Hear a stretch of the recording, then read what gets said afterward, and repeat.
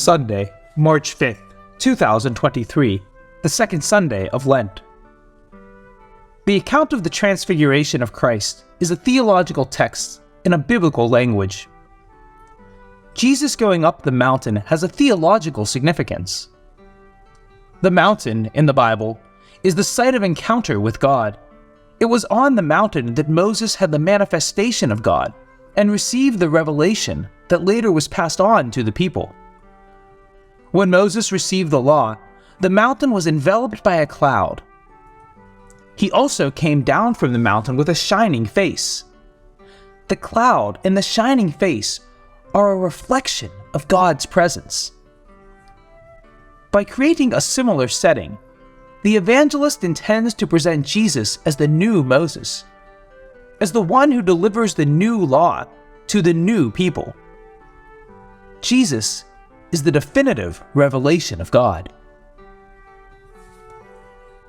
Using these images, Matthew says that Peter, James, and John have been introduced to the world of God that made them understand the true identity of the Master and the destination of his journey. He would not be the glorious Messiah that they expected, but a Messiah who would be opposed, persecuted, and killed. They also realized that their fate would be no different from that of their Master. The voice from heaven proclaiming Jesus as the beloved, the faithful servant on whom God is well pleased, had already been heard at the baptism. Now, an exhortation is added. Listen to him. Listen to him, even when he seems to propose paths that are too demanding, too narrow, and too steep, even when his ways seem paradoxical and humanly absurd. In the Bible, the word to listen does not just mean to hear, but rather to obey. The recommendation that the Father gives to Peter, James, and John, and through them to all the disciples, is to put into practice that what Jesus teaches. It is the invitation to focus one's life on the proposal of the Beatitude. Who are Moses and Elijah? Moses is the one who gave the law to his people. Elijah is the one who was considered the first of the prophets.